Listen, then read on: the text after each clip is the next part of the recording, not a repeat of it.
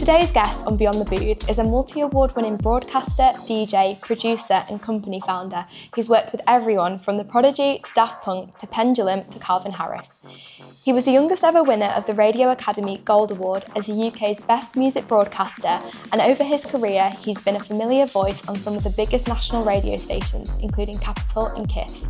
As a DJ and producer, he's played at some of the world's biggest and best clubs and festivals across the globe and has over 130 releases and remixes to his name. He's produced a string of top 10 records, working on music for the likes of Armin van Buuren, Jennifer Lopez and will.i.am. He's the founder of This Is Distorted, a leading audio agency that produces content for over 75 artists and 450 stations worldwide, including over 10% of the DJ Mag Top 100. Most recently, he launched the Dance Music Archive, a hugely popular digital project and radio show showcasing 3 decades of dance music history. He's one of the most trusted names in dance music and music broadcasting. Please welcome Andi Durrant.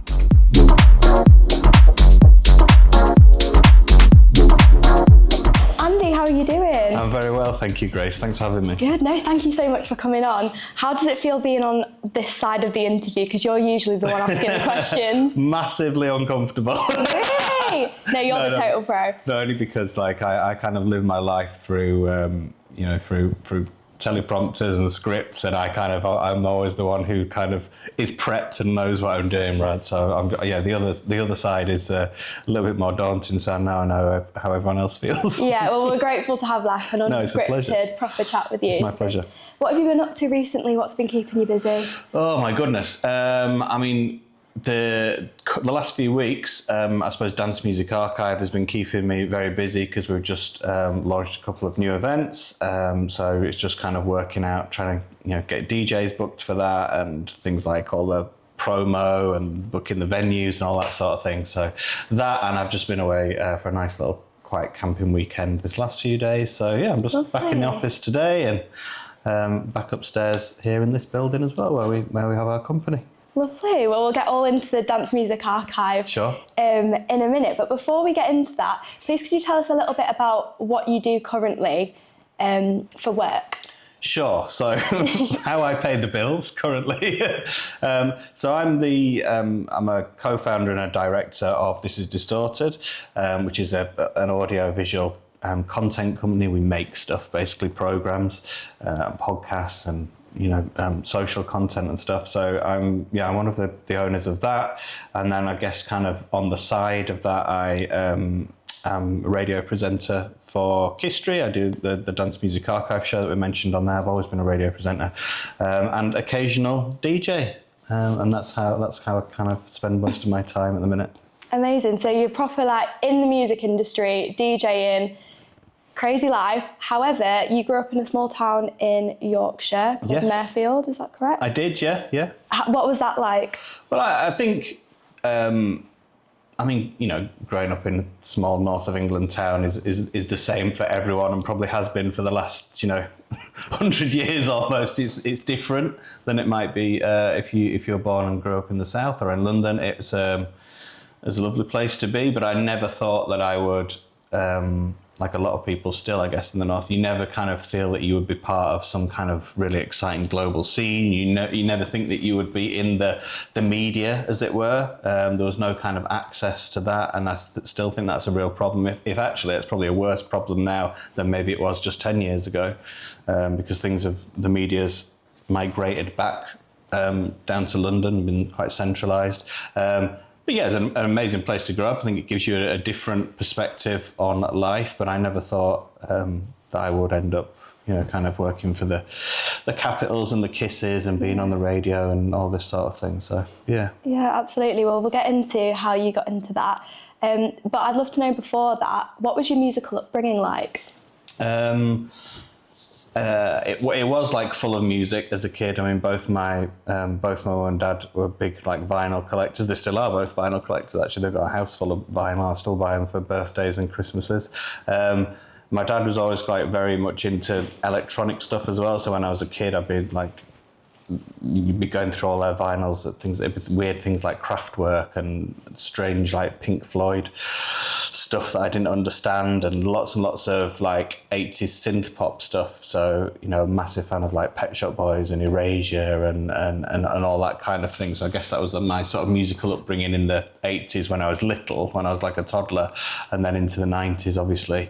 It was, you know, growing up with that, when that scene was happening, and it was all over the radio and it was everywhere. So it was an amazing time to be a kid, and then having that all happen around you. So it was sort of inevitable, I guess. Yeah.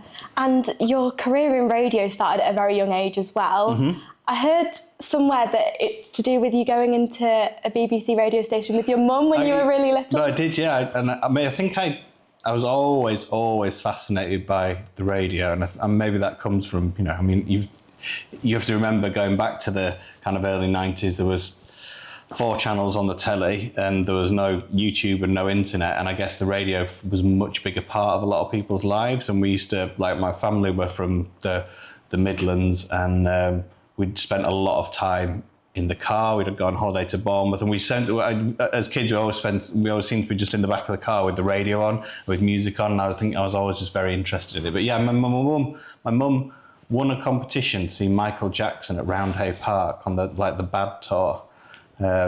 Tickets for her and a friend who was the next door neighbour, and she took me in to pick them up. And I think she thought we were just going to, you know, get them from reception, but actually they went on into the studio, and Peter Levy, who still does, I think, Look North over on the East Coast. He was the presenter, and he sat us down, and he did a little chat, a little interview with Mum. And I remember looking around, even as whatever it was, I must have been probably 7 or 8 years old or something, thinking, whoa, this is like the coolest job in the world. I'd love to do that. So maybe that was where it kind of instilled. And I used to play at being a radio, you know, I used to get all my dad's hi-fi gear and put a seat in the middle and pretend to be a presenter and do shows. Pretty embarrassing, actually. I shouldn't really say it. But No, I love that. So was that tunnel vision from then that you wanted to be a radio presenter? I think so. Like, totally. I think it's all I ever really wanted to do. I thought that was the thing, and I was like massively focused on it, even going through school, to the point where I was just itching to get out, you know, and start trying to do it.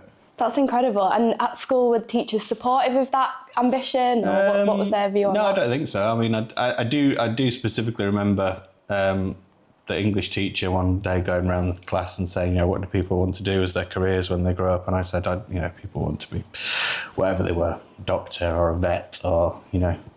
And I said, I would like to be a radio presenter. And she said, well, I hope your ambitions improve, Andrew. No. How did that make you feel? Just probably like everybody, it just has the opposite effect, doesn't it? And you're like, okay, well, we'll see about that. But my mum and dad were always very supportive about it. I think because they saw that I was so sort of driven for it, really. And I think they hoped that I'd go to university. And I think I would have been like the first, other than my mum, who did it later in life, to actually go to uni. But they saw that I wanted something else, so that job fell to my brother. I love that. What sort of radio shows were you into during that time? Well, I mean, I grew up with, with Radio 1, I guess, and sort of the big thing actually was going on the school bus had like Atlantic 252 on, which doesn't exist anymore, but that was like a weird station that was based in Ireland, but you could get it everywhere, and it played a lot of those kind of 90s Euro sort of tracks. And then obviously towards the late 90s it was Pete Tong and One in the Jungle and Danny Rampling and all the stuff that was on there. And then when I'd kind of go down south, you'd listen to Kiss, which was incredibly exciting. And then when Kiss 105 started in Yorkshire, that was when it was like, oh my God, what is this? Like, that, I've never heard anything like this in my life. Like, I need to be part of it. And that was when it was like laser focused on just trying to get in there and being part of it. And you did? I did. So you've essentially been on the radio pretty much every weekend since you were 17? Yeah, I think, since 1998. So what's the maths on that? It's a while. But yeah, I was like 16, 17 at the time. And I was terrible, but yeah, I did finally do it. Well, you say finally, but that's so young, 16, 17. It is, yeah, I suppose, you're right. Yeah, it probably only was a few years of actually doing it, but yeah, I did get there, and then just was like, okay, I need to kind of head down and just work on this and get better and just do the thing that you love. I guess it's a very privileged thing to do, to be able to go to work to do something you genuinely love to do. Not many people get to do that, so I know how lucky that is. And how did you actually get your foot in the door and start there? So when KISS 105 started, which was a station that didn't even last a year before it was became Galaxy, but it was obviously based from. It had a lot of the programmes from KISS 100 in London. There was KISS 102 in Manchester, and it was this little network of these 3 stations. It was so exciting, like I said, and music that I'd never heard before. So again, before emails, I wrote them letters, after school, saying, please can I come in and I'll do anything, I'll be T-boy, I just want to learn. And I didn't kind of get anywhere. This was while the test transmissions were going on for 6 months or whatever. And I managed to find a phone number, and I rung up and I sent more letters, and I must have just pissed off someone to a point where they were like, please can somebody give this guy a ring back, or send him a letter back. And they said, come in and have a chat with us. So I did, and I sat down, and they were like, okay, do you know how to edit? No. Have you ever done this? No. And my answer was no to everything, because I was still at school. I was doing my GCSEs. And they said, right, well, you can just come in on a Sunday afternoon and just shadow and just see how it works. And I came in with a guy called Simon Ritchie, who was like a producer at the time, and just learn the ropes. Getting the shows came up from London, so people like Judge Jules and Carl Cox and a lot of the drum and bass guys, Hype, they were all doing their shows, and they'd come up and we'd have to edit out the KISS 100 jingles and change them round, and just all the back end stuff really, and essentially just making tea for DJs. And I did that for probably 6 months to a year, until I got a proper job, which was working overnight on Friday and Saturdays, being the kind of button pusher at the studio. So when everyone else went home, you'd play out all the pre-recorded shows and make sure nothing went wrong.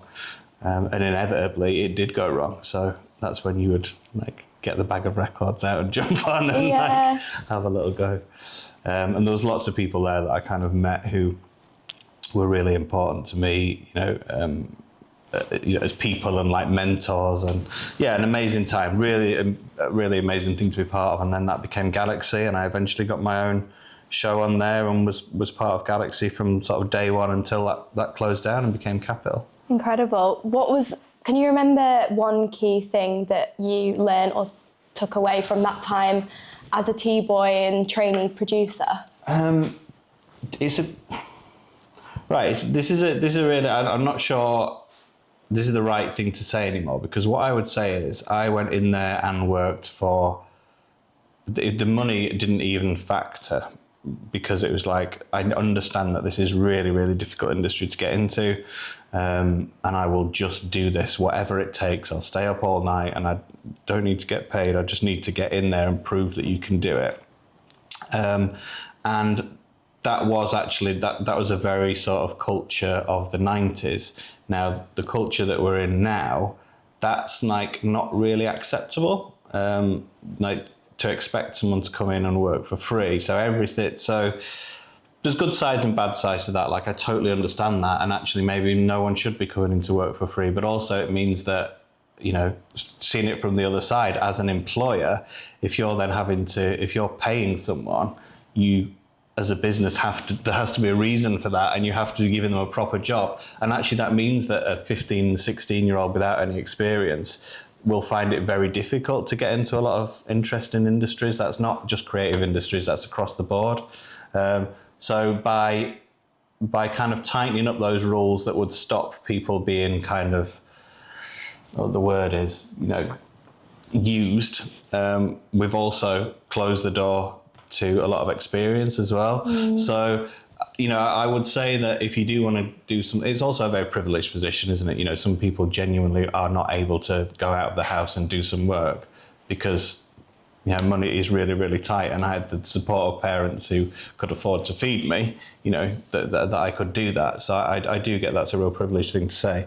But I think the thing that I learned is, that carries through, is that you just have to you have to stand out, and you have to put the effort in. You have to be willing to go above and beyond what is normal, you know. And I do see that the other side now, like I say, that there is maybe a culture at the minute where people who are coming into the workforce or coming into any kind of industry, especially the music and media industry, who do have maybe expectations that are very, very high. And it's like, but then people who are then going and doing things like creating their own podcasts and doing their own videos, and they're creating their own content and doing really exciting stuff. They're not sort of getting paid for it. They're doing it, you know, they're doing the right thing. So it's like, putting your head above everyone else. That was the kind of most important thing to learn, is just and be willing to learn, I guess. Like there is which I know now, there's like a massive arrogance of youth, which I definitely had, where you kind of think that you've got everything kind of figured out as well. And it's really, really difficult. That carries on all the way through as well, like, you know, to now with me, that you have to always remember that there's always people who know a lot more than you do, and it's like sit and listen and learn from it. I think that's probably what I learned back then. Yeah, that's great advice. And I did hear, actually, a snippet from your very first time on air. Oh, God. On New Year's Day. Yeah, New Year's Day. Could you tell us a little bit about what that was like, your first time on air? I don't really remember it at all, because I was probably just so unbelievably nervous about it. But it was essentially just, it was New Year's Eve last night. No one's going to want to do the show at 6 o'clock in the morning on because all the presenters were young. They were all DJs. They were all out and about. They were all partying. So it was like, just give Andy a couple of hours. No one's going to be listening at that time in the morning anyway. Just let him have a go.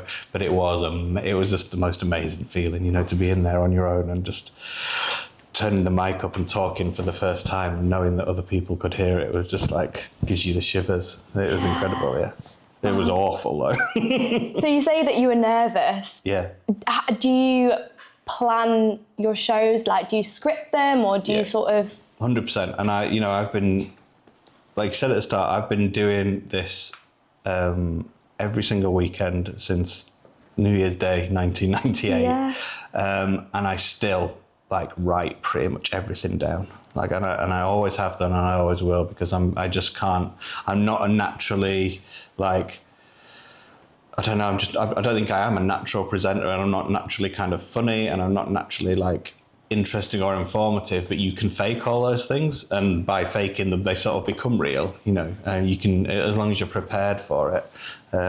So I prepare everything. Everything that I do is I know exactly already what I'm kind of going to say and what I'm going to do.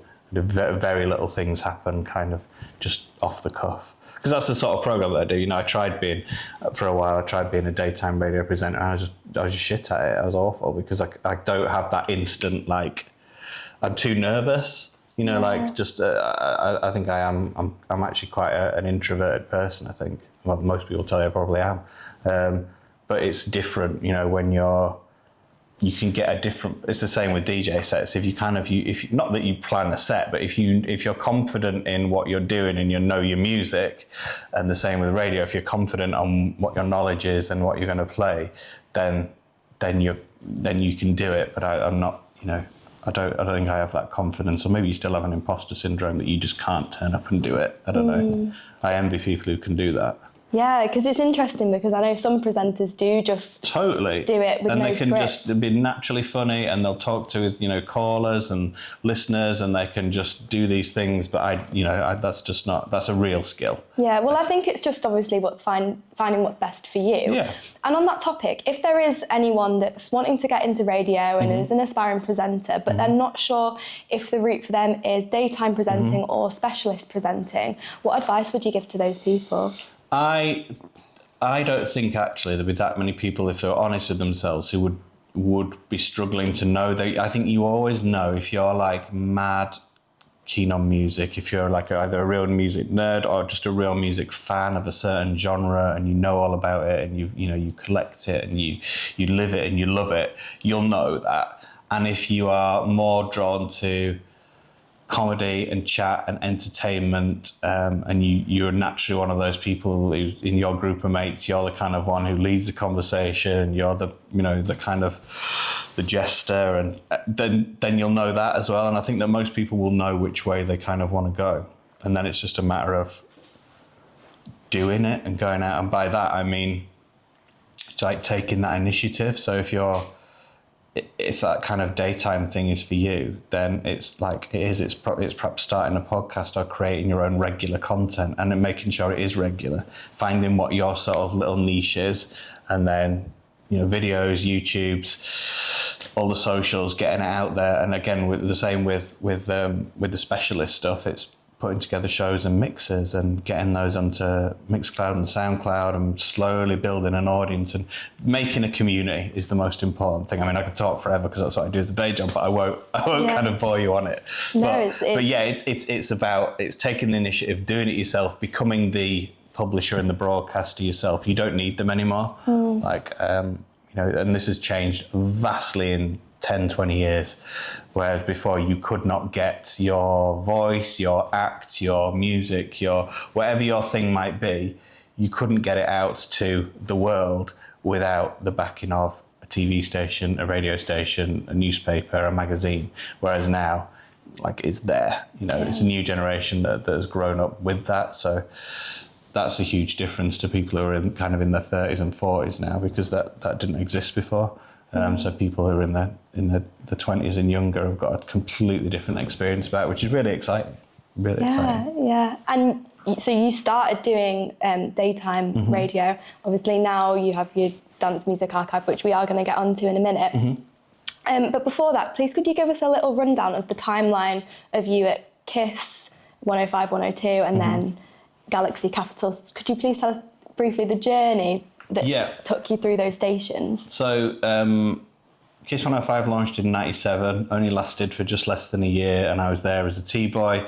98 was Galaxy, and being part of Galaxy was probably like will be the privilege of my life. It was the most amazing thing to be part of, and actually as time gets further away from that happening, the more I kind of appreciate that. That I was really, really lucky to be part of it. The people, and actually just, like I said, it was still a time when everyone did listen to the radio, and we were, for young people, we were playing very different music. We were everywhere except for London, which made us really different and kind of felt like the outsiders. Did the most amazing stuff. And that round, I eventually did the Friday and Saturday nights on all of those Galaxy stations. But Galaxy went from, I think, 98 to maybe 2011, I think. And then that became Capital. And, you know, when we were all told that it was going to be Capital and Galaxy was going, it was fairly disastrous. It was very upsetting for everyone, but also mainly because a lot of people were going to, especially presenters, were going to lose their jobs, because Capital was going to be much more pop focused, and it was going to be very, very mainstream. And I spent just a huge amount of time lobbying and writing emails and sitting down for meetings to say, Capital will need specialists. You need specialists. You need people who are passionate about music. It can't just be this kind of straight down the line 24 hours pop music. There's got to be something else. And we won that battle, fortunately, and I had a good few years there at Capital on this big new national network that was it was bigger than Radio 1. It was really exciting. So what was your show called on Capital at that time? Do you know what? I don't even think it had a name. It was just like Andi Durrant on Capital, and that was Friday and Saturday nights, I think, from maybe 9 o'clock or something. I can't actually remember. The dance focus. But it was like it was the electronic music, dance, club culture kind of thing on Friday and Saturdays, and it was an exciting time, but it kind of reached a natural end, and I was kind of putting up against kind of, I guess, what they really wanted, and I was a bit of an outsider on that, and eventually just like, okay, well, we've done everything that we wanted and can here, so it was time to move on. So I just decided to leave there, and that's when we started Distorted. And when I moved over it was originally Kiss Fresh, which was the new music station. Did that for quite a long time as well, and then 2021, we moved over to KISSTORY, and KISSTORY's just gone strength to strength to strength, and it's an amazing place to be, and I'm so sort of proud of what that is in the Dance Music Archive. So yeah, I've been there for about maybe 3 years, something like that. Amazing. Could you tell us a little bit about what the Dance Music Archive is for someone that hasn't listened before? So it is a radio show. It's a radio show that's born out of a website, which was born out of a kind of lockdown project, basically. So in 2020, when we all had to leave the office and be at home all the time, spend a lot more time with the family, my wife was like, our loft is absolutely crammed full of boxes of crap. So I basically kept everything from being on the radio for 20 odd years. And with Galaxy and Capital and all those things and Kiss, I just kept everything. So guest mixers, DATs, mini discs, all sorts of stuff that people had done, because we'd had guests on every single week. So the biggest names in dance have been there every single weekend, and I'd just got it all recorded, and also loads of flyers and everything like that. So I was like, right, well, we're at home for a while. I'm going to kind of digitize some of this stuff, record it. Maybe we'll stick everything on Mixcloud or put some pictures up. But it sort of, to cut a long story short, it spiraled into actually we can put all this onto a big website. We can order it by year. And we've got loads of different people involved, and people were sending all their stuff in. So we created this website. And after sort of, I guess about 8 or 9 months of that being around, just as a bit of fun, as a passion project, I was like, I don't feel that comfortable as someone who was, 40 at the time, maybe 39, 40. I was like, I'm not sure that I should still be trying to play new music on the radio. This was on Kiss Fresh, on the show we did called The Electric Playground. And yeah, there does come a point where you're turning up at clubs and DJing and you're being on the radio and you're playing the hottest new thing. You're like, these guys are 20 years younger than me now.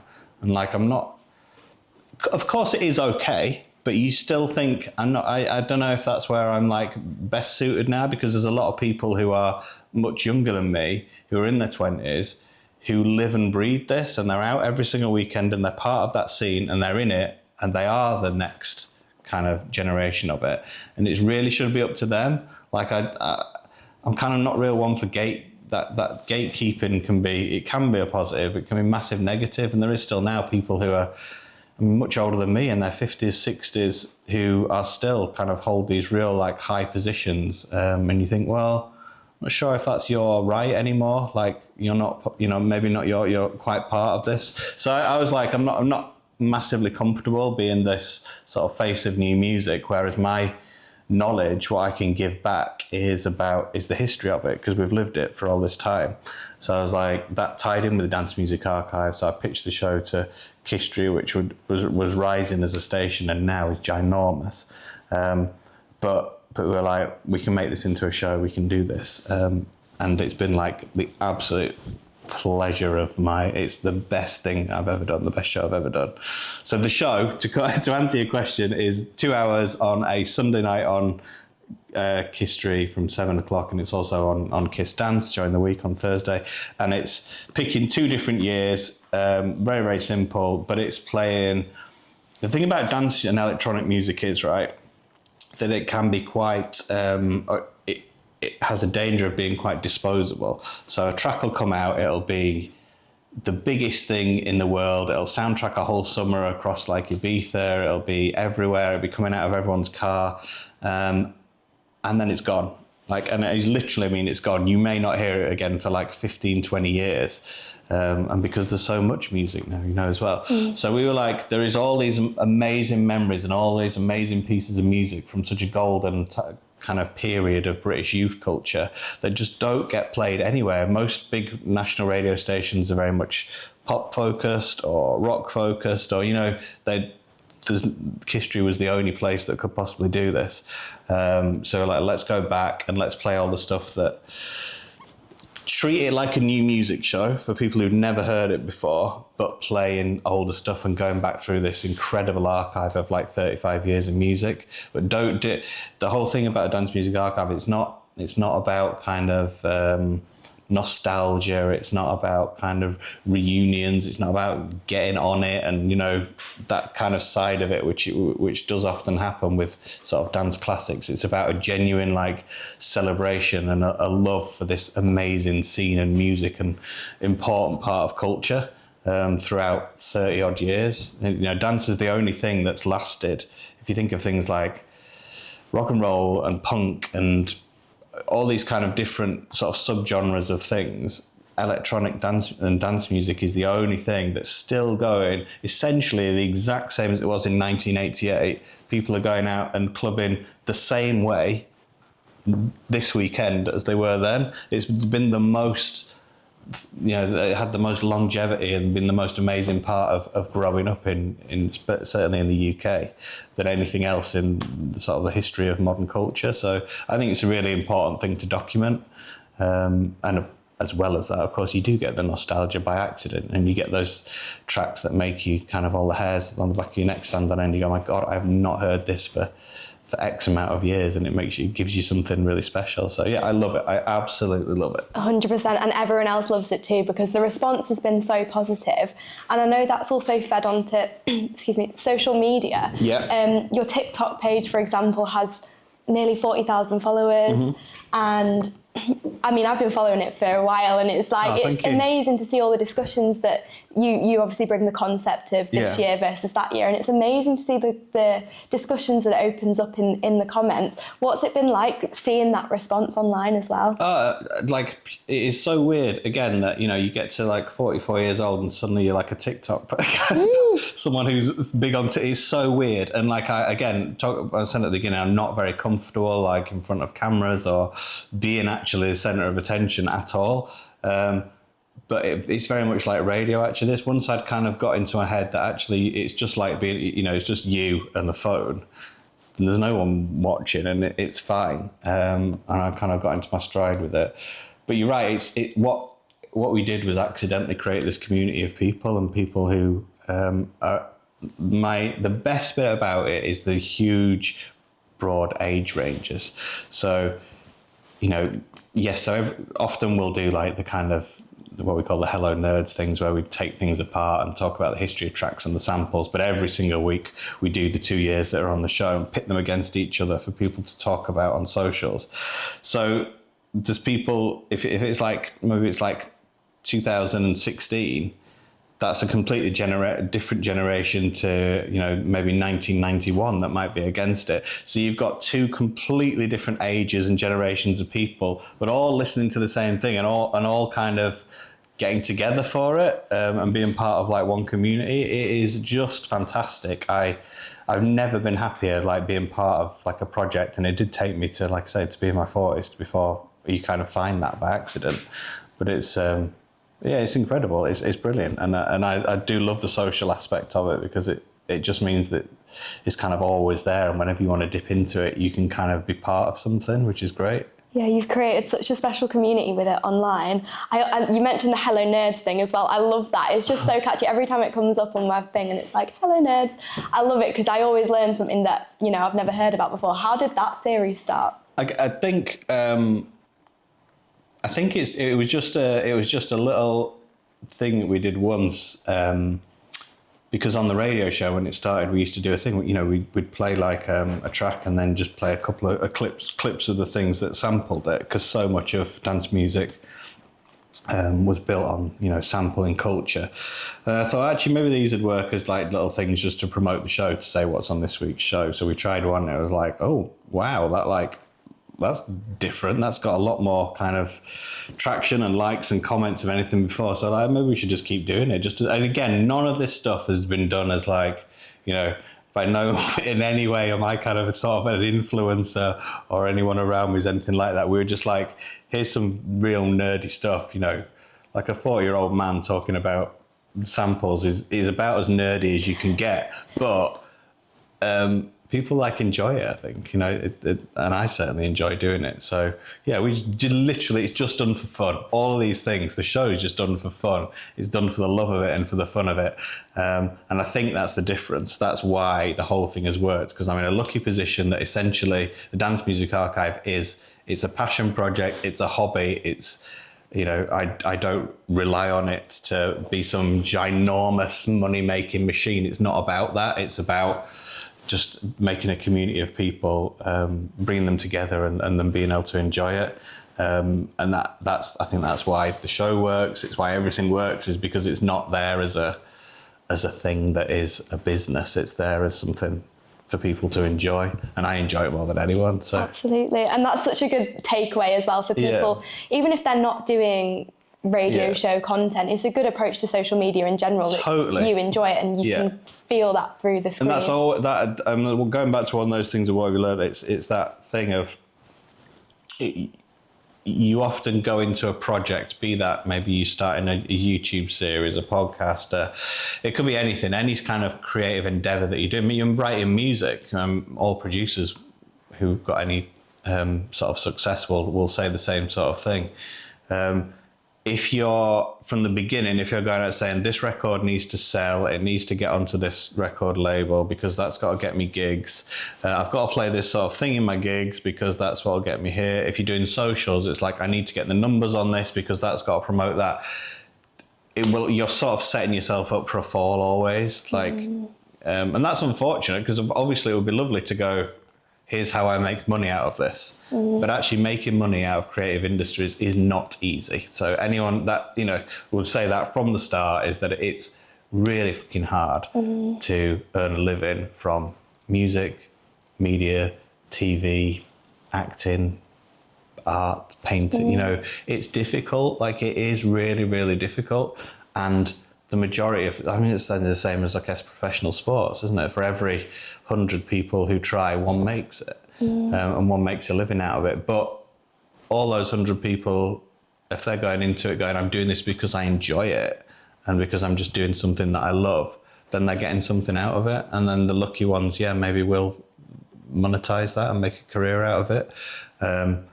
But I think it's a really important thing to go in any of these creative and music endeavors with what is it that you're passionate about and what do you love and what do you enjoy. And that will usually shine through a lot more than anything else. You do see a lot of social stuff, don't you?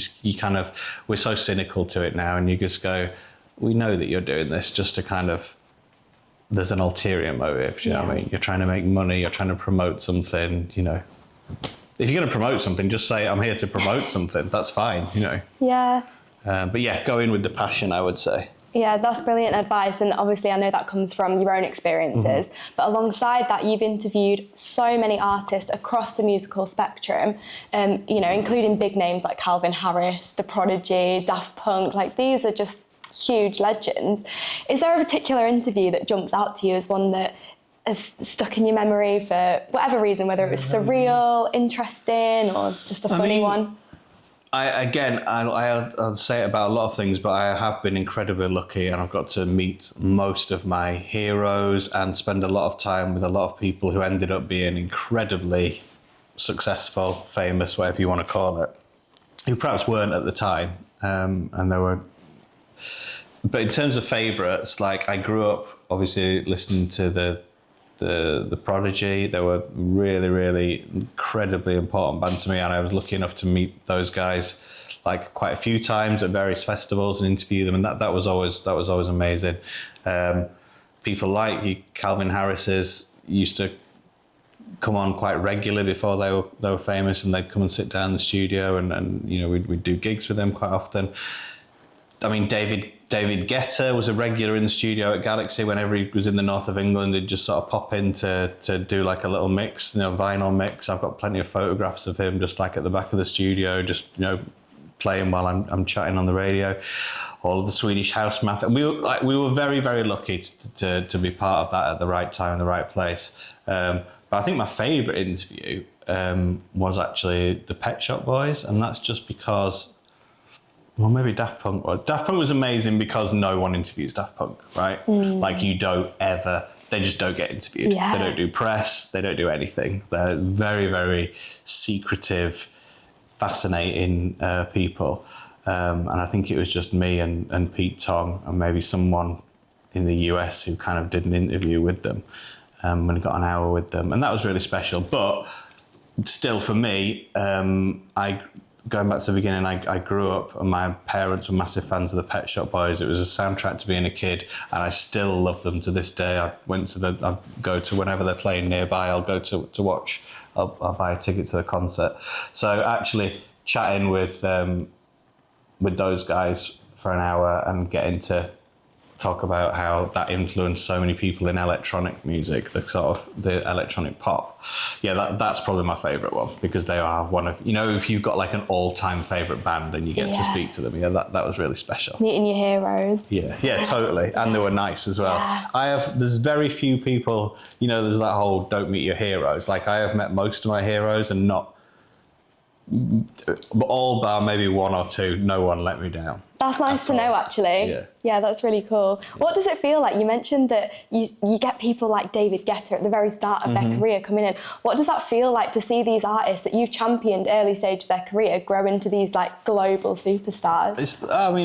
It's nice, it's I think it would be very easy for you to go, well, maybe we were once like peers, and why have all these people like now multi-billionaire millionaires and really successful? Like Calvin Harris is like on the, probably one of the richest people on planet Earth and all these things. It would be very easy, I think, for people in the same position to go, oh, that's not fair.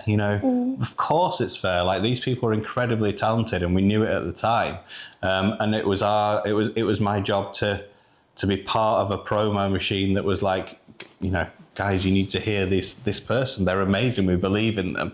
And when that works, it's really, really, really, really rewarding. And some of them remember that, and some of them don't. And that's also fine. That's your job. Your job as someone who loves music and is a broadcaster is to give these people who you think other people will love, it's to give them the airtime and promote them and hopefully help them in their careers.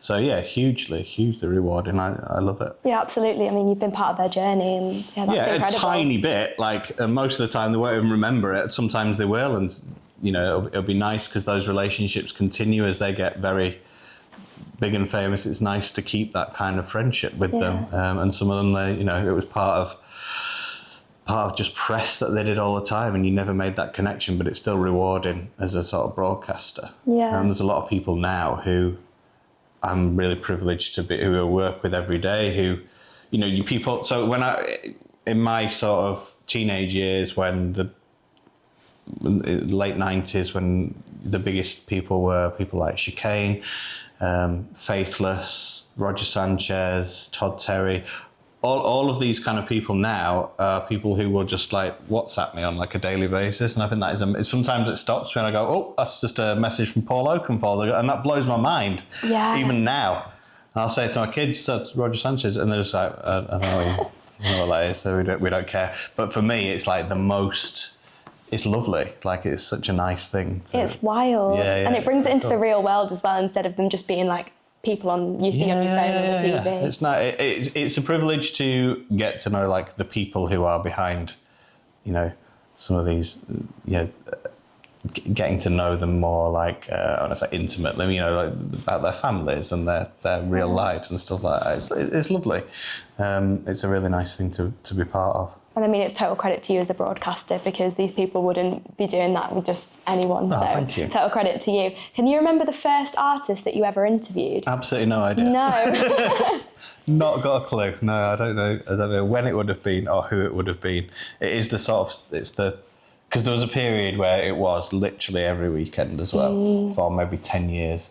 And I don't know. I have no idea who the first one was. I remember being interviewed for the first time on the radio when I did a guest set on a guy called Alex Pepper's show on KISS, and I was playing happy hardcore music for like 20 minutes in the middle of the night. Wow. And that was exciting, being interviewed for the first time. Yeah. But I don't remember who mine was. And there is a skill to interviewing on radio, and you said that you prepare a lot for your radio shows. Yeah. Do you prepare the same way for your interviews, or is that a different process for you?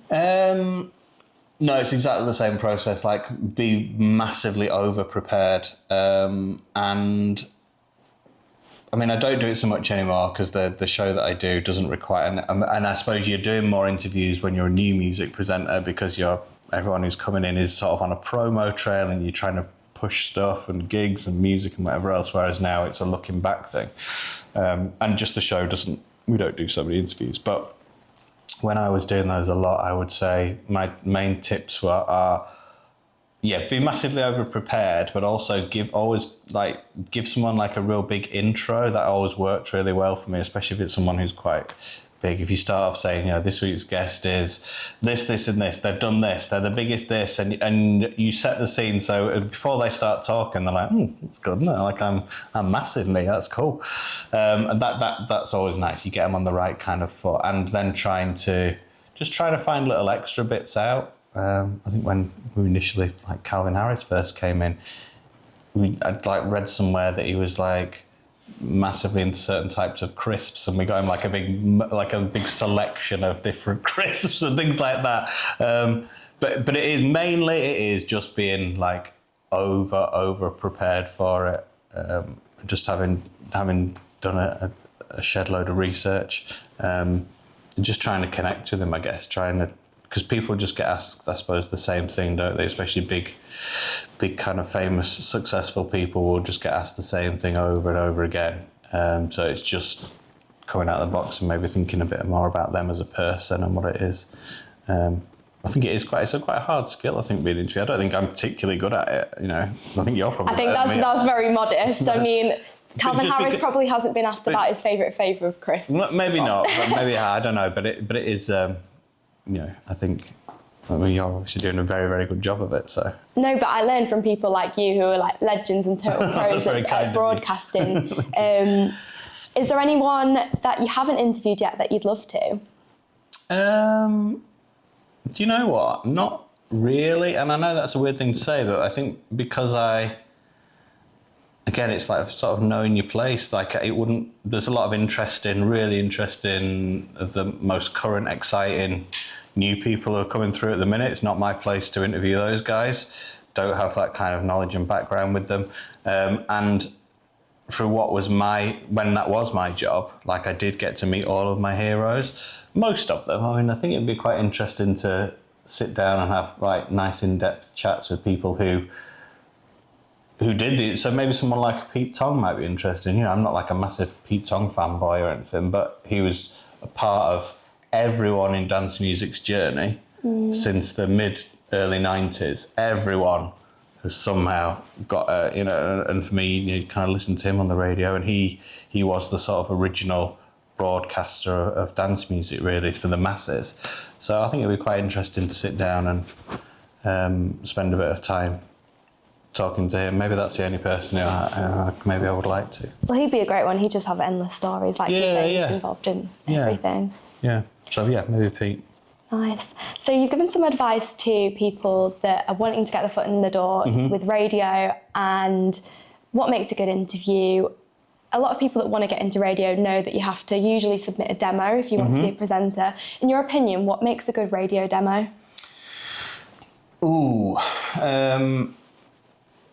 I think it's always going to be individualism. So if someone who is in charge of radio stations or networks or any kind of broadcaster will be getting a lot of stuff sent to them, probably the most important thing is is this person different from what is making them stand out from everyone else? It's very easy to copy people you kind of enjoy.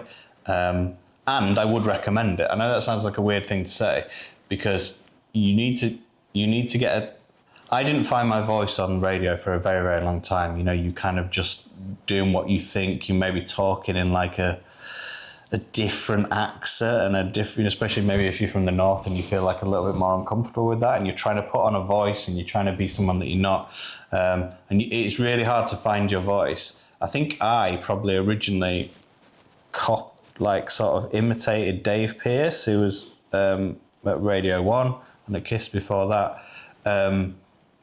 because I think I sort of liked his style, liked how he did it. But once you do that, you're there, then you take it and you make it kind of your own thing. It's just finding a hook. I'm not saying you try and copy someone's voice at all. It's just whose style do you like? How do you, if you're a daytime thing, maybe you'd listen to kind of Greg James and the way that he would the way that he talks, the way that he interviews, his mannerisms, and just think, okay, I like that's. I'm comfortable with that. Like, what are you comfortable in? But as a wider answer to that question is like, how would you put a demo in? Now it's very different now, and it's actually very difficult as well, because if you go back 10 years, in each different city, every different city in the UK, there'd be a big radio station. There'd be 5 or 6 big radio stations in every big city. And this has actually only changed in the last 12, 18 months for a lot of it. There's been this huge thing where essentially everything's getting networked. I think the world is changing, it's becoming much more digital. There is not the want or the commercial kind of need for local radio stuff anymore. So whereas if we go back to like Galaxy, there'd be a Galaxy Yorkshire, Galaxy Manchester, Galaxy Newcastle, Galaxy Birmingham, Galaxy South Coast. Do you know what I mean? There would be every Galaxy Scotland. And when that's now Capital X many years on, there's Capital, right? And all those stations have gone. They've all been shut down. The broadcast areas have gone, and there's just Leicester Square, one station that just feeds transmitters everywhere else. And that is throughout every type of music. I'm not picking on Capital there by any means, that everyone's done the same, Kiss has done the same.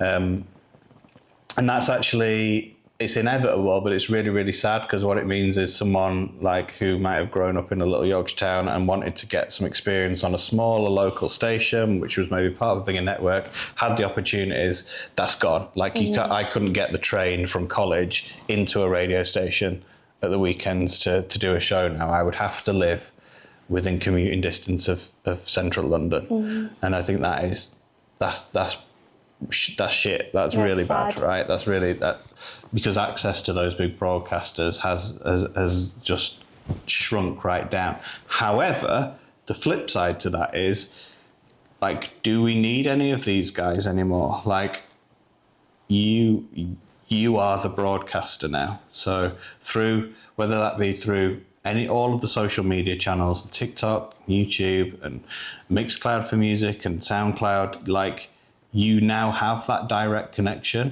Like, what you don't have is the reach. So immediately, if you're with a radio station or a TV station, whatever that might be, yes, you might already have like 100,000, if you're lucky, 1 million people who already listen to that station.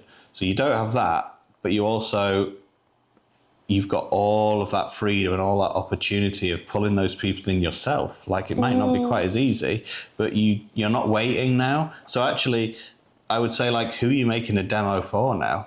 Like, you're making the demo for yourself, direct to the audience. Like, you build something, you can build something now, and the old cliche, you build it, they'll come, and they sort of will, because if a Radio 1 or a KISS or a Capital or a Channel 4 or whatever else, if they see someone and they see something that's blowing up and they're doing their own thing and it's really exciting, naturally they're just going to go, oh, we want a bit of that action, like, get them on, let's get them to do a show, or let's take them on tour or whatever else.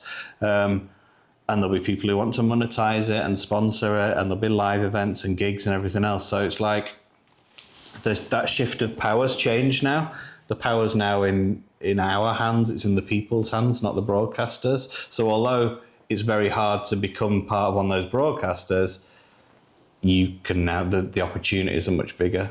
So it's bad and amazing. That's an interesting take. Yeah. So what do you think the future looks like for music broadcasting? I think it will be much more, like, disparate's the wrong word, but it will be much more individual. I mean, already, if you look at the sort of state of the radio industry, it's become much more mood focused, right? So whereas you might have, if we take KISS for example, there would be a main KISS station that should play kind of more poppy stuff in the day and more specialist stuff at night. And now there is KISSTORY for older stuff, there'll be KISS Chill, there'll be KISS R&B, there'll be KISS Garage, so everything's Absolute Radio. You've got Absolute 70s, 80s, 90s, noughties, Capital Extra, Capital Chill. So they've all basically gone, it's all about moods now. So you're not, because there's so much choice, you're just going, I'm in the mood to put some chill stuff on, I'll listen to my favourite chill station. So for for the wider sense, for the broadcasters, the future is just being much more niched down different things, all having the same brand, but with different styles of music, different moods. And I think for presenters, it's very much taking the control away yourself. So you might be, like us, part of a big station like KISSTORY, but also a big part of what you do is direct to fan. It's through the socials. It's building your own, it's building your own community, and then the sort of, which is exactly, I mean, that's what we do upstairs at Distorted. It's for a lot of the big electronic artists. It's making them build their own communities, being the publisher, being the broadcaster themselves, and then it's a bonus when maybe 50 radio stations are also playing out your show every week. Because you're in control. You have 100% creative freedom over what you do. So the future of it is actually really exciting. For all the doom and gloom that I would say things have changed, and they have, and it is crap. The future is mega exciting for that. We love to hear that. That's great. Mega exciting. And about finding your niche, people sometimes find that a bit tricky. And you mentioned Distorted can help people with that. And, it's a audio content agency. For those who aren't familiar with Distorted, could you tell us a little bit about what you do at Distorted? Yeah, sure. So the reason that myself and Nick Riley, who was my DJ and music partner for many years, we wrote all our music together and remixed and DJ'd. Very lucky to be part of that like super club thing. When we left Capitol, we were like, okay, we have achieved the things we want to do. What the hell do we do now? And it was like, what we know is music, dance music, and we've got good contacts, and hopefully we've always been like nice people, and we don't have any, we've got a kind of a nice reputation that we get on with people. We've got lots of friends in the industry, and we know radio. So it was like trying to bring those things together. So essentially 10, 12 years down the line, which sounds like, not as a boast, but we are like the biggest kind of independent maker of music radio programs, I think, in the world now. We maybe do about 70, we work with around 70 of the biggest artists and brands and labels and DJs on the music side, and then there's a kind of, the other side of the business is, I guess, what you call maybe more traditional podcasts, so entertainment, branded content, making social and podcast stuff for big companies and individuals, and sports, health, whatever that might be, travel.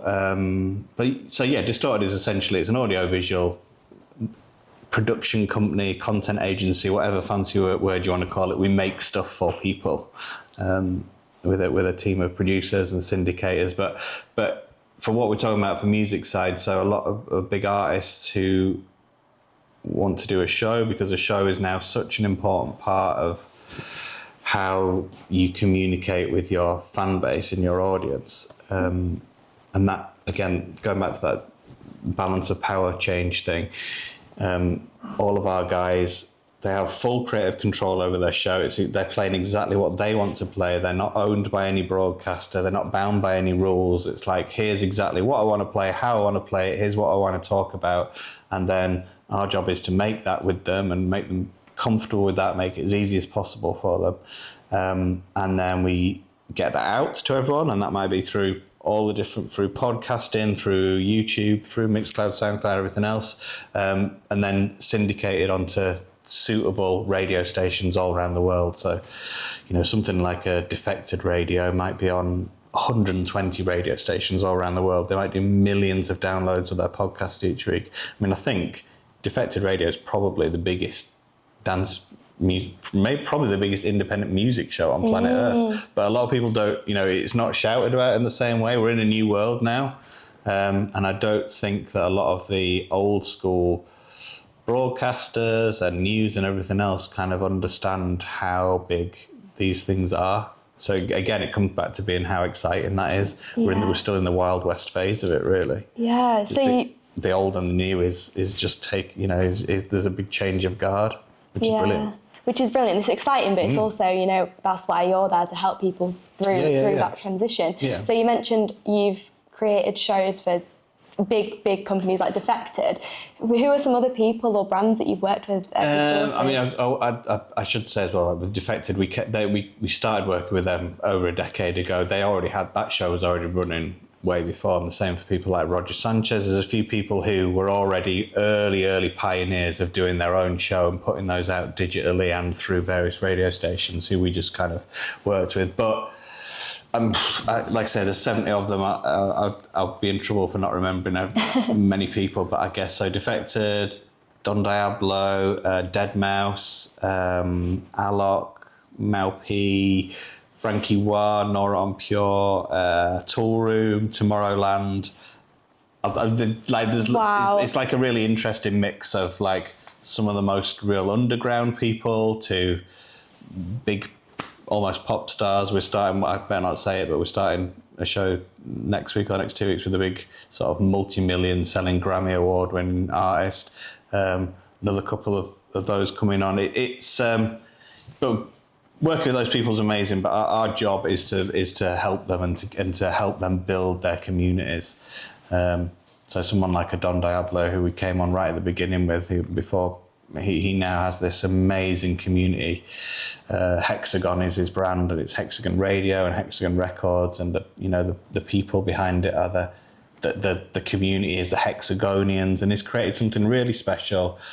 And has absolutely smashed it over those 10 years, and being able to be just a real small part of that journey, from having the initial discussions of being part of it when he said, right, I want to create something, I want to call it Hexagon, and this is what we want to do, to seeing him doing like clothing collaborations with Disney and Star Wars. It's like, okay, yeah, this works. And like it works, the difference, I'm not trying to do in no way is this like a sales pitch, but I'm trying to explain why radio is really important now, is because what we call radio has changed, and it is this weekly program that goes out multi-format over all these different things.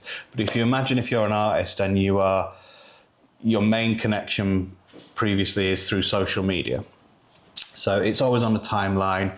You, as a fan, you might connect with it for like, if you're massively lucky, you're really lucky and pull people in, you'll get them for 5 seconds, yeah?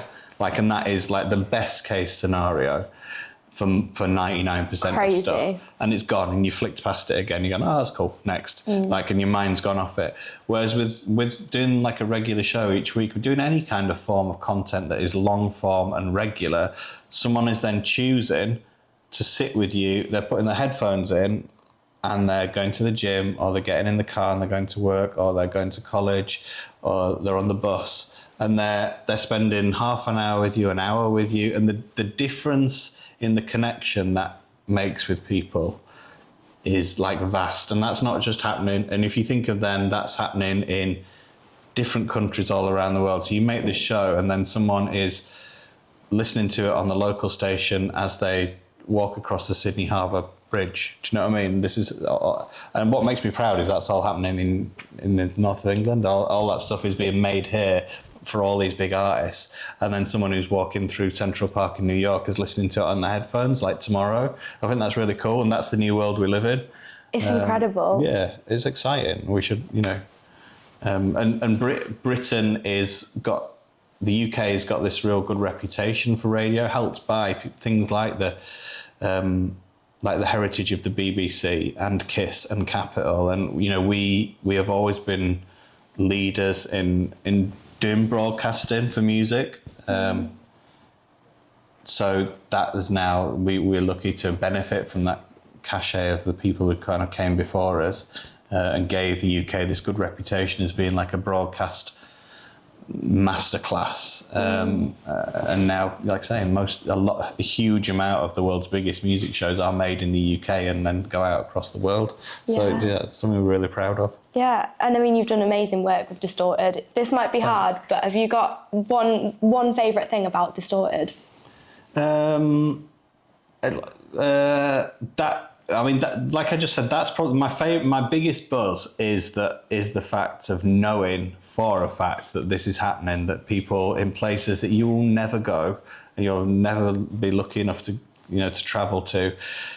There's people right now somewhere at the other side of the world. Someone has got their headphones in and they're walking to school, college, work, and they're listening to something that was made upstairs. Like I know that's happening right now because there's millions of downloads a month or plays, and so that is a massive buzz. But it's the people that we've created. Bearing in mind that me and Nick spent all of our time as like self-employed. We worked for ourselves, and we were the only people who if we didn't turn up for work, nothing happened. Whereas the Buzz has been creating this amazing team of people.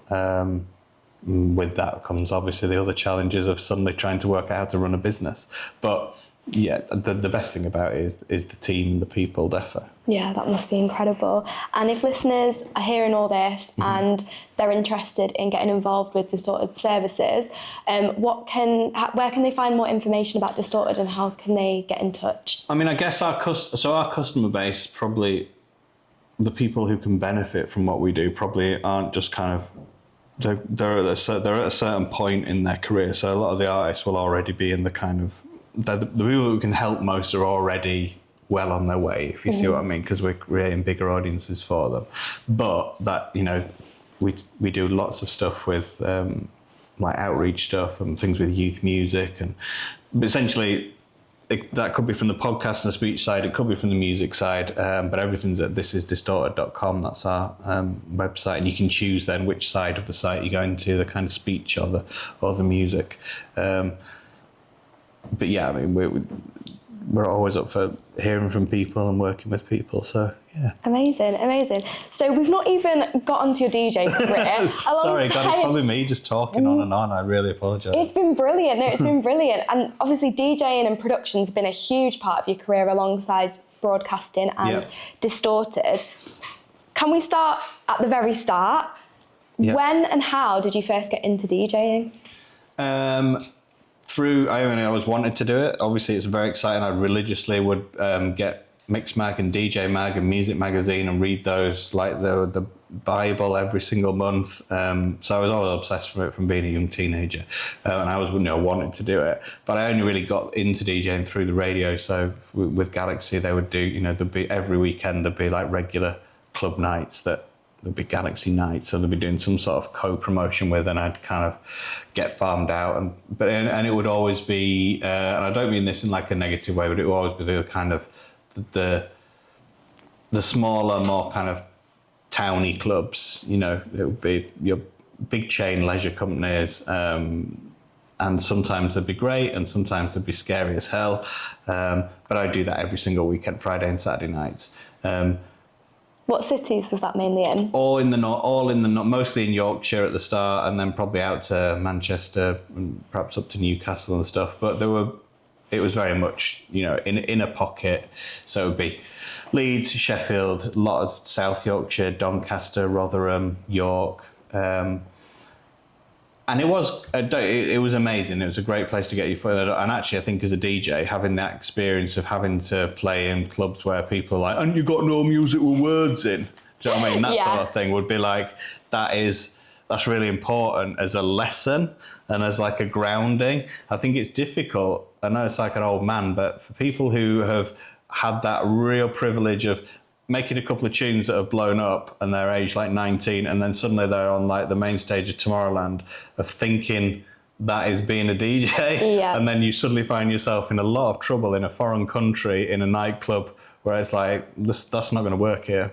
So it's having that broader like understanding what makes crowds move, and doing that for years and years, I think is like paying your sort of DJ dues. But I was very much stuck in that rut of like, I'm not cool. Do you know what I mean? I wasn't a credible DJ. I was just someone who went out and did gigs for a radio station, and I tried my very best to do cool stuff. But of course, you're up against it because they're not the right venues.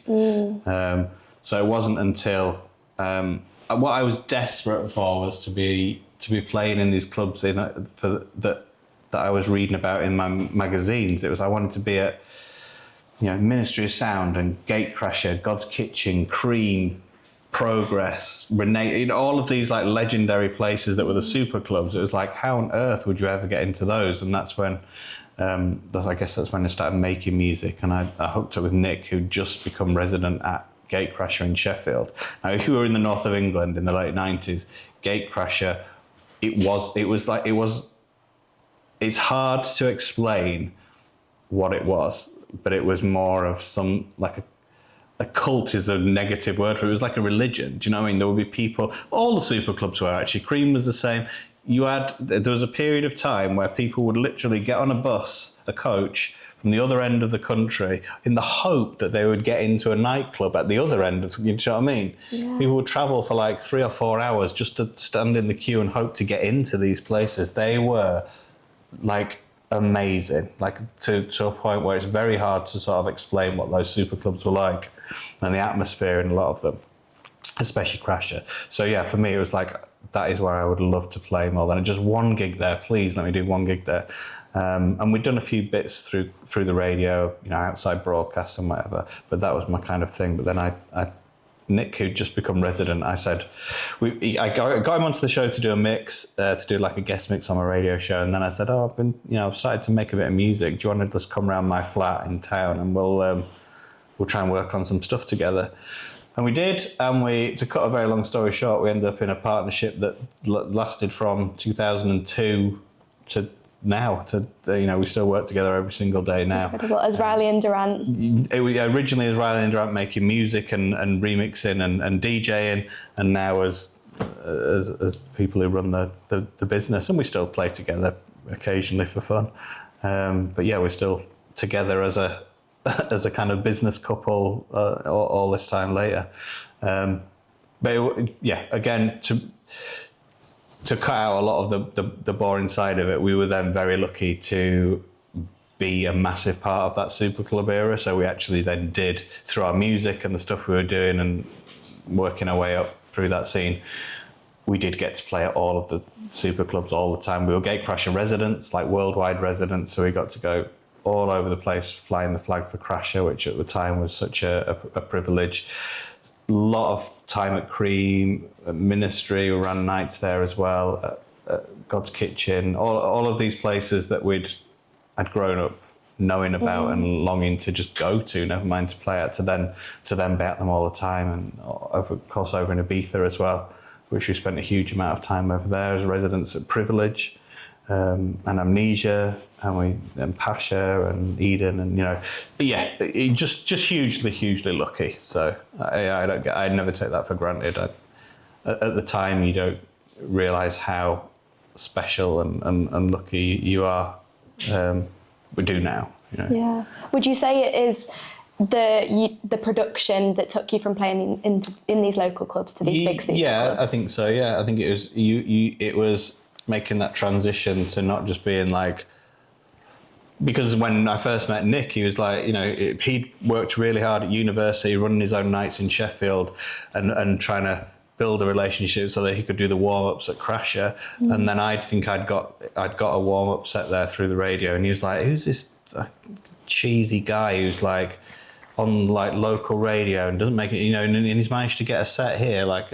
So I was already on the back foot with him, like trying to make amends by saying, "Oh, come on the show," and trying to make friends. So because I could see it as well, I was like, "Yeah, it's a bit like it's an imposter syndrome thing. You think I shouldn't really be here." But then, making the music and getting that played by the right other DJs and having the right releases on the right labels. Exact same story in 2002 as it is now. Like literally no difference. It's the same thing. It's being in the right niche and part of a scene that then books you. So for us in the early days, it was that trance scene. It was Crasher and Cream and playing those big main room trance sounds and being part of that with at the same time as those. So we were always support for Tiesto, Armin van Buuren, Ferry Kost, and it was all we never were we at that level. But we were always like warming up for those guys, and actually, obviously, you could say it would be wrong to have caught them happier like that. And I think at the time we wouldn't have said that, but now, obviously, I think I probably, I do not want to be famous and never have done. I think being actually genuinely famous would be awful, and that's why I think a lot of people. DJing is very different now, but I wanted to be a DJ because I'm quite introverted, and a lot of people are like that in those super club days, yes, the DJ was very, very famous, but not now famous. So you might not know what they look like, for example. So for 2 hours, you would be in a lot of the time the DJ booth was like a slit, and you were a silhouette. So it wasn't the focus wasn't on you, if you see what I mean. There was a lot of it wasn't always everyone facing the DJ. It was dancing with each other, and you could become incredibly famous for 2 hours and be like an absolute like god, and then you could still go to Tesco and buy toilet roll and no one's going to bother you like the day after. Do you see what I mean? Yeah, Whereas now, to be a famous DJ, you also have to be fully online. Yeah. Everyone knows you're a celebrity first, then you're a musician, and that's not just dance music. That's everything. Yeah. There isn't many things you can now be very well known for and respected for and famous for without also being fully in the spotlight. Yeah. So it's nice to be part of that, where you could still do things where make people's lives like a tiny bit better by giving them the most amazing time and amazing nights out that they kind of remember and being part of something, but also no one's ever going to stop you in the street. Yeah, I'm interested to know, because you say that you got into DJing initially because you just loved the music, and you could, being an introvert, you could sort of blend in a little bit more into a nightclub. Yeah. How did you find that when it started transitioning to the DJ being more the centre of attention on stage? And I suppose that is probably when our peak stopped, really, because we sort of, when we put our artist album in 2007, and we'd already been part of that big super club era for a long time, warming up for these guys. And I get highlights of that is things like 2 years being Tiesto's warm-up at Privilege in Ibiza, and every week we'd play in the middle of the swimming pool at Privilege to 10,000 people who were all around you, 360 degrees, sold out, incredible events, and then you could do your thing and be the centre of attention for a minute, and then Tiesto comes on at the back, and you're done. You can walk around the club and no one cares and no one's bothering you, and it was amazing, and I think that is missing now. I don't think I've answered the question there, but I'm just rambling about it. Absolutely. But it is that's a shame. That's something that's gone, because what that means is, I hope that does come back, because the culture now of Boiler Room and being fully online and the DJ being the thing that's in your face and being very much, you sort of James Hypes and all these people who are very much like, I'm not saying they're negative, but it's like a look at me culture. It's like everything's on me. I am very much, this is about me, not the music. Yeah. I'm not saying that's I'm not saying that as a kind of negative thing. What I'm saying is it's a shame, because that's the only game in town. There isn't the opportunity where what you don't get is the introverts, who are often very, very talented and can do really interesting things, because there's no room for introverts at the minute. There's no room for people who want to be the silhouette. Maybe one every few years comes through, but actually to get the bookings, you've got to be all over social media. You have to be a celebrity, and I would like to see that changing a little bit, I think. In the digital age, do you think there's hope for that changing? I don't know. I hope so, yeah. I think it's purely a visual thing, isn't it? This is why the beauty of audio and radio is that you still have that relative anonymity, and you can create these amazing groups of communities and fan bases without having to be look at me. And I think that I would like to see the kind of look at me culture just settle down a bit, and I think it's possible. But I don't know what the sort of plan is for that, which is why our kind of answer to that is you build those communities through audio, through radio, and then you don't necessarily have to always be in front of the camera, because actually virtually no one likes being in front of a camera. So you've got all the, even people who do it for a living, they're like, well, I'd still rather it wasn't there. I like what I'm doing, but it's still, and if you are someone who just wants to sit in a studio and make music, that's a shame that the opportunities aren't there for those people anymore. A lot of the most famous, if you go back to the early superstars of Sasha and Digweed, and I suppose even people like Carl Cox, Jeremy Healy, the original set of DJs, they're still not really online now. You don't actually see their faces very often. Yeah. They're certainly not like, it's not part of a look at me thing. And because there are a lot of them, people like Sasha and Digweed are probably incredibly introverted, actually. They shy away from things. Daft Punk, a great example. One of the finest electronic acts of all time hate being interviewed, hate being in front of a camera, so much so that they created a persona where they don't even have to show their faces. Yeah. And what you got out of that was an amazing body of work, but we don't necessarily allow that anymore. Yeah. So it would be nice to see that come back a bit. Daft Punk are a great example of that, Yeah. definitely. Talking about Tiesto and these big clubs and these big names, I'm sure you've got some crazy stories, and people love a little story about these things because it's all, you know, you see it all on Instagram and you hear all these crazy things that have happened in these clubs. Does anything spring to mind where you're like, you won't believe this that happened? I'm not sure about the sort of you won't believe it things. We did get to do we've got to go to some amazing places and, you know, especially countries, like places that you would never go on holiday, that you suddenly find yourself in, and being in part of that, like, madness where you wake up on a morning and you're like, you got to sit for a minute and go, I don't know what country I'm in at the minute. Like, I genuinely have no idea where I am. And you're kind of going through your phone and going, because it's just another hotel room and you've been in 3 different countries that night. That is a real privilege to do. It's an amazing thing. It's quite hard. What are some examples of countries like that? Well, like, so for example, we used to do a lot of things in Russia before Russia was what it is now, when it was much more open. We did an amazing thing once. I'm not sure if it still happens, but it used to be an annual thing called Fort Dance in St. Petersburg, which is a huge rave, and it's broadcast on like Russian MTV. And we did that with Tiesto and Ferry and someone else. And it's on a disused military fort in the sea off St. Petersburg, where you can only get to it by a boat or helicopter. And you've got crazy like Russian clubs who are trying to swim across to it. And then there's a huge party on the beach with like 30,000 people on. But it's like there's broken up like derelicts, like Russian military like aircraft and boats on the shore and stuff. That's amazing. That's wild. And then so we did New Year's Eve once in Kuala Lumpur, and that was on the world's biggest man-made beach. So it was essentially just a vast swimming pool with a volcano in the middle, a man-made volcano, and the volcano erupted at midnight.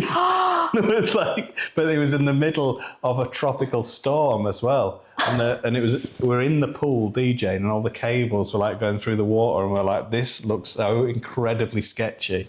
There's a lot of those sort of places where you just end up going, how do you end up here? But then I guess just it's the little things that you remember, like going back to Tiesto at Privilege.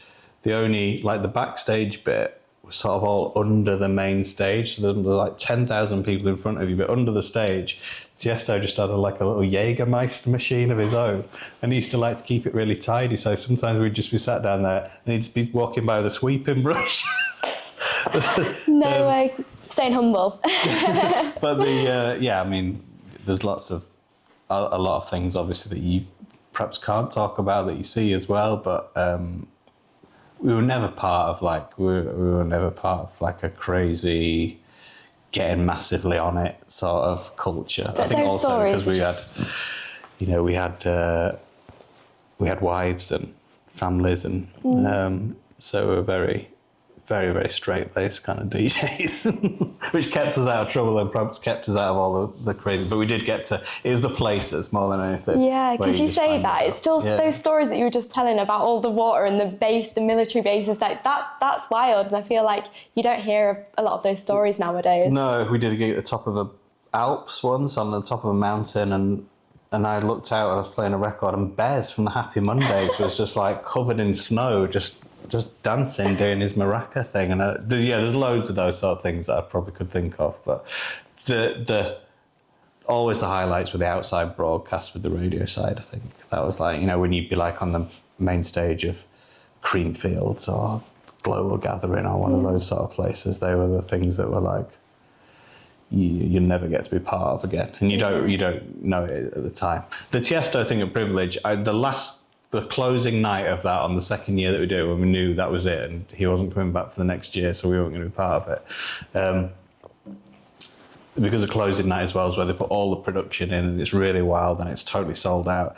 And I do remember like turning around to Nick in the middle of a set, and I was like, right, you've got to just take it in for like 5 minutes, stop thinking about the set and like look around, because this is probably like the best it'll ever get. Like you won't play a gig as good as this again. And we did. We spent a few minutes and we're like, yeah, cool, right, carry on. Yeah. But I think you forget to take in, even early in your career, you know, you'll do like gigs and you don't realise, and you think this is fucking amazing, this is a great gig, but you do need to stop and appreciate it. That it's what you always wanted to do. And it's easy just to be, all right, gotta get this right and let's go on to the next thing. But it might never happen again. It might never get as good as that. So yeah, I'd always say stop and smell the flowers, whatever the phrase is. Well, that's another brilliant nugget of advice, because you're right, it's such a fast-paced industry that it's like, what's next, what's the next? And you never stop and enjoy the thing that you've just kind of got. You might have worked really, really hard for, you know, a release on a label or a gig in a certain club, and then when you do it, you do it and you're on to the next thing, and it's like, that's the thing you always wanted. You know, remember that. Like, celebrate each little win and enjoy them at the time. Without getting too smashed. Yeah, I love that. That leads us on nicely, actually, to our next section, just talking about sort of a more personal layer to the industry. What would you say has been the hardest parts of your job working in music and the best parts of working in music? That is a very hard question. I mean, the hardest parts are that you do have to, and this is a brutal fact of it, you have to work harder than everyone else. And everyone else knows that too. So they're already working harder than everyone else.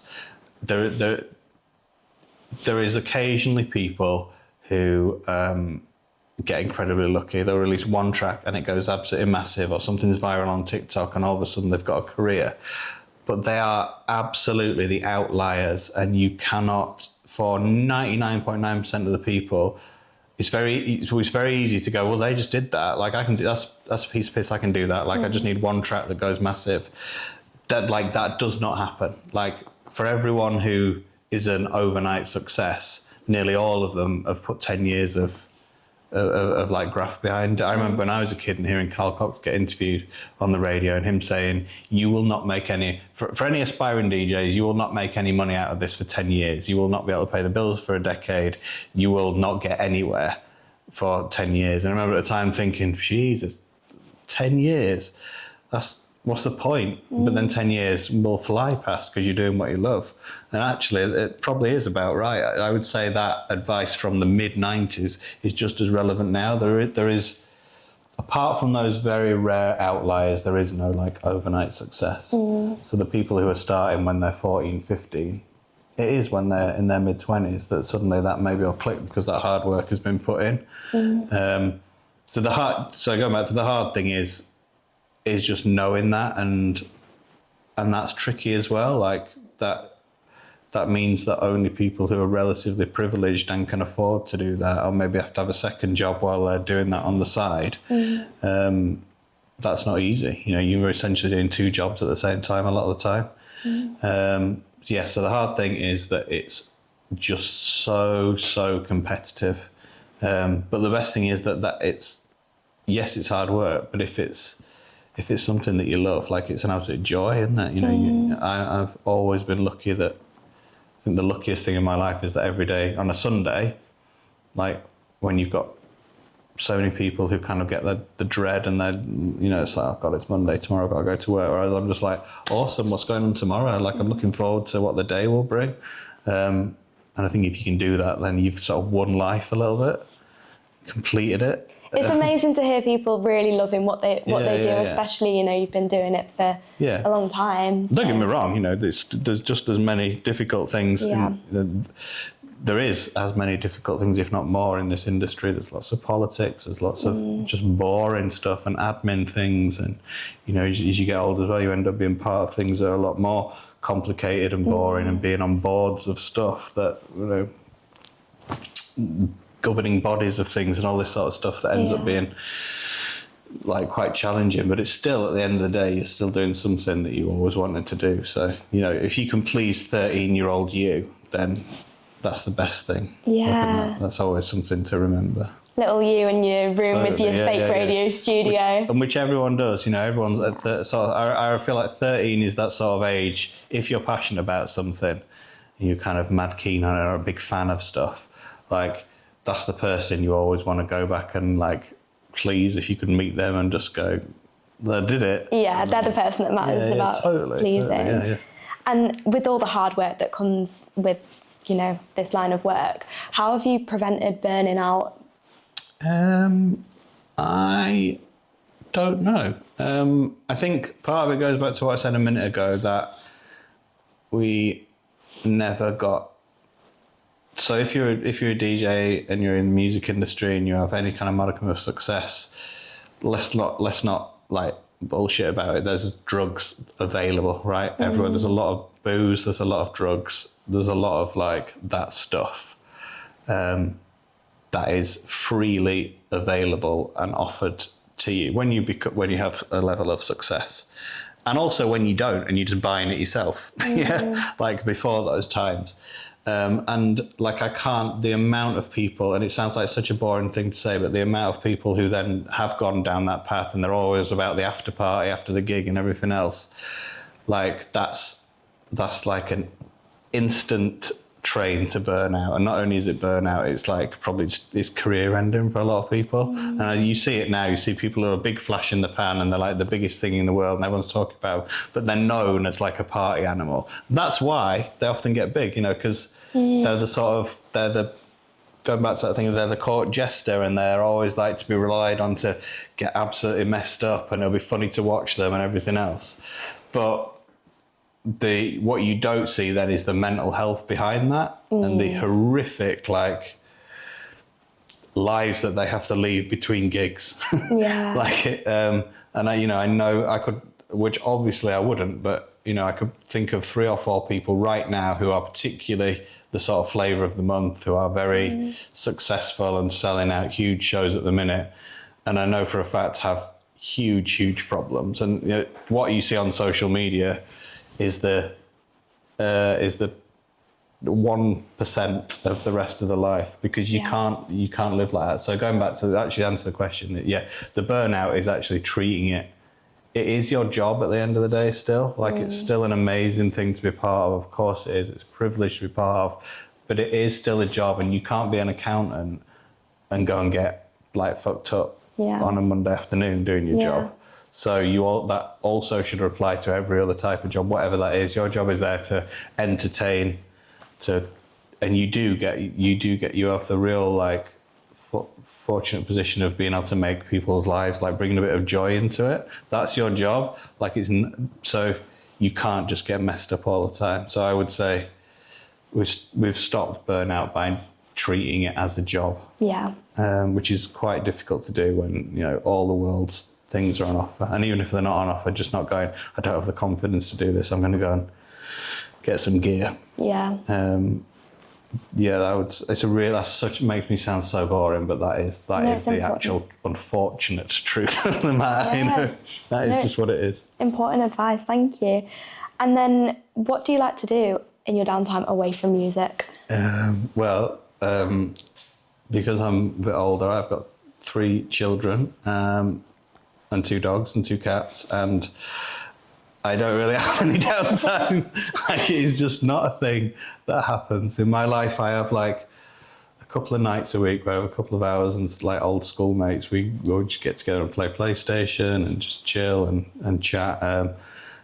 And, you know, but having little kids is just like, that is, the downtime is just every bit of time when I'm not at work is spent ferrying to and from football and rugby training and matches and, you know, just doing general family stuff. So I suppose it's family time, I guess you would call downtime. Yeah, being super dad. Just being a dad. There's no room for other stuff. There's never just being a dad, it's, amazing. Brilliant. Well, we've chatted for a long time and it's been amazing. Yeah, sorry if I've gone on a bit. It's been amazing to hear like all your insights, all your advice and your incredible stories. Thank you. We like to do a little section to give you a little bit of a breather. Sure. Where we do a quick fire round, yep. This or that questions. So I've got 20 quick fire questions. Okay. Some of them might be a bit tricky based on some of the things we've chatted about, but we'll give it a go. Cool. Number 1, daytime parties or nighttime raves? Daytime. Digital or vinyl? Vinyl. This is a dead or alive question. Dead air or mic left live? I'd rather have dead air because the panic of trying to say something fills me with dread. Analog synths or digital plugins? Analog synths. Night owl or early bird? 100% night owl, like without any shadow of a doubt. On air or on stage? Ooh, that's a good question. On air. Coffee or tea? Tea. Trance or drum and bass? Ooh. So I'm just going to I know these are supposed to be quick fire, Go for it. but because so my love of trance is obvious, and we made lots and lots of those records and remixed them all. I was part of that scene. But what that meant is when you're part of something, it's harder to enjoy it as a punter. So I spent most of my youth when I was clubbing going to drum and bass nights because because it was different and because you don't know it inside out. It was really exciting. But I'd probably still have to say trance because that would be outrageous to not say that. I love that answer. I love it. Summer or winter? Summer. Solo sets or back-to-back sets? That's another tricky one because we spent so long playing back-to-back. But I really love playing on my own as well. I'll say back-to-back. City or countryside? Countryside. Festivals or nightclubs? Festival. Front row or back of the crowd? Back of the crowd. Pre-party or after-party? Pre-party. Beach party or warehouse rave? Warehouse rave. Instagram or TikTok? TikTok. Cats or dogs? Both. Cats. Easier. Another tricky one. 90s dance music or 2000s dance music? 90s. Rotary mixer or fader mixer? Oh, it's fader. I hate those rotary mixers. Sweet or savoury for your post-gig snack? Yes, savoury. Love it. Smashed it. 20 questions. Love that. Cool. So the final question that we like to ask our guests is, if you could go back and meet yourself at the very start of your journey in music, what advice would you give to yourself? Oh, man. See, that's really hard because I think that there's times when you think you've probably maybe been a bit too full of yourself and a bit too arrogant. You know, like when you're riding a crest of something and you've got some sort of success, then you think maybe just be like more humble about it. And maybe there's times I think maybe you should do that, but also then you think maybe we're way too humble with stuff. Like you should. Nowadays, like I say, the look at me kind of culture of everything is like we should have been shouting a lot more about all these things that we're doing. A lot of times people have no idea the things that we did. You know, we wrote themes for TV shows and did scores for stuff, and we produced you produce so many works for so many different artists, and it's like nobody knows these things because there wasn't the outlet to shout about it then. We should have shouted more, but we should have paid for PR. But also, should we move to London? Like, you know, we would have been part of a different sort of scene there, would have access to more stuff. You know, being in Yorkshire, I mean, the whole of the north makes things harder. It did make things harder. There's not a shadow of a doubt about that. But all of those things bring you to what to how the sort of story plays out and still continues to play out. So I don't think any of those would be right to kind of do so. Yeah, nowadays, like going back to what we said earlier, I'm really, really proud that all of these massive artists and brand shows and label shows that go out all around the world are made in the north. I think that's a huge thing to be proud of, that we're all proud of. So to not answer the question there at all, I don't know, just say keep your head down. You'll work it out. That's great. Keep doing what you're doing. Yeah, just follow your instincts with it and don't be a dickhead. That's the main rule that we have in the office, with everything, the whole of our careers with me and Nick as well. It's like, that's like rule one before anything else starts is don't be a dick. Like, be nice to people, be a good person, know that karma exists for whatever you do. There's often things that we don't do, and Nick's even worse than me. I'll just be like, I'll get karma if we do that. And even just little tiny things, but if you live your life like that. So I would just go back and say, just crack on with those things, and don't be a dick, and the nice things will come, I think. Same for everyone. Amazing. If people have listened today and they want to hear more from you or find out more about your projects, where can people find you online? So I'm on Facebook and X at Andi Durrant, which is ANDIDURRANT, and then Instagram and TikTok is the DNA of Dance, which are the Dance Music Archive channels, but they're all essentially the same. So I'm available, and then every Sunday night, 7 p.m. on KISSTORY if you want to come and listen to the show. Amazing. Well, Andy, it's been such a pleasure to talk to you. Thank you. It's been a real pleasure to be part of it. Total legend. Thank you. Thank you so much. Cheers. Thank you for listening to this week's episode of Beyond the Booth with me, your host, Grace Garcia. If you enjoyed this episode, please feel free to check us out on social media at We Are Academy 94 and stay tuned for next week's episode. I'll see you there.